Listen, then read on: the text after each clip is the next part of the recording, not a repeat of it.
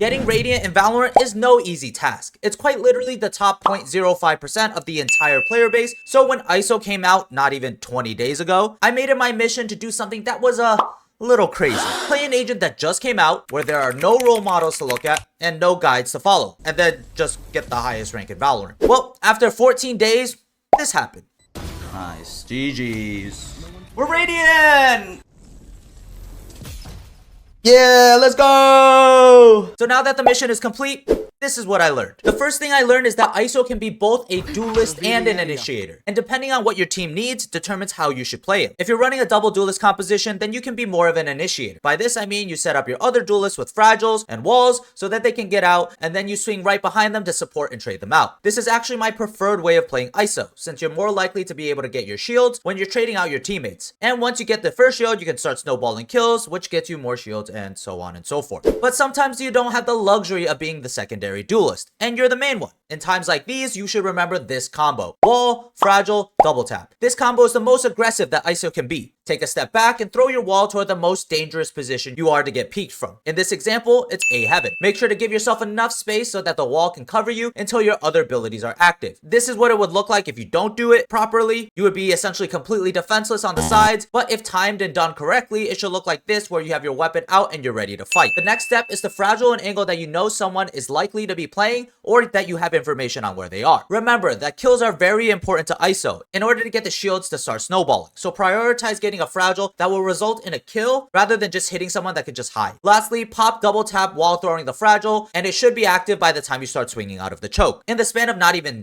a second, you have a wall that allows you to scale out, a fragile that will make anyone fighting you to the left or the right an easy kill, and a double tap that has just been activated, so you have the full duration of the ability, which means a shield on the person you fragile. Now you're out of the choke, your teammates are following behind you, and you have a shield to win the future gunfights. This is essentially a slower version of a jet dash, not quite as safe as a smoke and a dash in some cases, but it's more helpful in getting your team onto site. The second thing I learned is understanding the optimal times to use ISO ult. Too many times do I see people just ulting when they really shouldn't. And to be honest, I can't really blame them, because understanding when it's a good time to ult is hard. So here's what I know. ISO ult is not really a fair fight, at least for them. You get two barriers to hide behind while they have one, meaning that they have to guess which one you're behind while you don't. Even with this being said though, most of the time it comes down to who has better aim. So let's treat it as a 50-50 fight, even though it technically isn't. By the way, later in the video, I'll show you my secret technique that I use to win almost all my ISO 1v1s. Here are some good times to use the ISO ult. If an enemy is caught in the open, in a place where your teammates can just get the trade, even if you lose the fight, this is a win-win scenario. Since if you win, awesome. But if you lose, your teammates will get your back. Next, if you know the enemy you're going against has a judge or a close range weapon. I know it's technically possible to lose against them, but realistically, just back up as far as possible from them. Listen for the footsteps so you can always position properly if they're rushing you down, and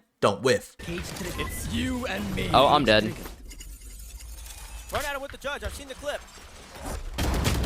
No, he ran backwards to the left, bruh. Cypher is a great target to hit with ISO ult when attacking, since when you're in the ult, you're suppressed, and therefore his trips will go down. So if your team scales properly, then you should be able to take the site with no Cypher trips to deal with. And if you win the fight, awesome. If you lose the fight, at least your team will be on site and can even find the puddle where the Cypher will come out of and get the trade. Awkwardly enough, a down KO is also another good target, since you pretty much instantly win the fight and you deny the ability for him to get rezzed. If you need to make a hero play to win the round, like in a 2v3, this could be the beginning of a clutch, since you don't have to deal with the pesky crossfires, but it's obviously still a gamble on whether you win or not. If you're low HP or stuck in a position that you know you will die, then ulting can give you the chance at least being good for one. If an enemy jet, chamber, or raze is ulted, then those are great targets, because the suppress will take away their ult, and if you're lucky, maybe the chamber and jet didn't buy a gun at all, and you get a free kill on them since they're only using a classic. There are a ton more niche cases that could be good times to use ISO ult, but those are some of the common ones that I've seen. If you guys know any others, comment down below and share the information with everyone else. The third thing I learned is that the Marshal and ISO is a match made in heaven. ISO's undercut applies fragile, which doubles any incoming damage. So with a Marshal that normally does 101 damage and is a 2-hit body kill, all of a sudden it's a 1-hit kill. The no-scope is really accurate, so you can get a ton of cheeky kills and maybe even thrifty the other team on your own. Singers and Spectres also become terrifying when they're fragile, since the run and gun and the fast firing rate make it really hard to kill you before you melt them. My fourth lesson is that if you have shield, don't try to play passive. The bubble is ridiculously large, and even if you're fully tucked into a corner, it's so easy to spot and can end up getting you killed. Play aggressively so you can actually use the shield on your own terms or in positions that you can play off your teammates. Lesson number 5. Iso is actually weirdly close to Omen, or at least his undercut ability is. For anyone that's played Omen, you'll know that there are certain lines that his paranoia is super effective at, like this flash hitting logs from C long cubby and B long on bind. When playing Iso, the fragiles are the same, since they cover similarly large areas and make it difficult for them to swing. It's not a flash, of course, but you will make it easier for your scaling teammates to get kills. My final lesson is about how to maximize your chances of winning an Iso ult. Pay attention, this is important. Step 1. Walk yourself to the back left and hold the right side swing of the enemy shield, like this. The reason I go to the back left is because I'm right-handed. I found that I'm much more accurate when flicking to the left than flicking to the right. So by positioning myself in the back left, if they never peek and hide behind the barrier, when they drop, I'll have a better chance of winning because they have to be to my left. If you're a left-handed player, then just mirror this. The next scenario depends on what the enemy does. If they swing, then you should have a significant advantage, since they'll be swinging into your crosshair. If you're struggling to get the kill, I'd recommend checking your crosshair placement and making sure it's not too close or too wide and that it's at head level. If the player never swings, then what you want to be doing is listening. Iso ult is in a giant pool of water, and when people run, you can hear where they're going. Pinpoint where they are using sound, and you'll have a much easier fight since there's less crosshair travel distance.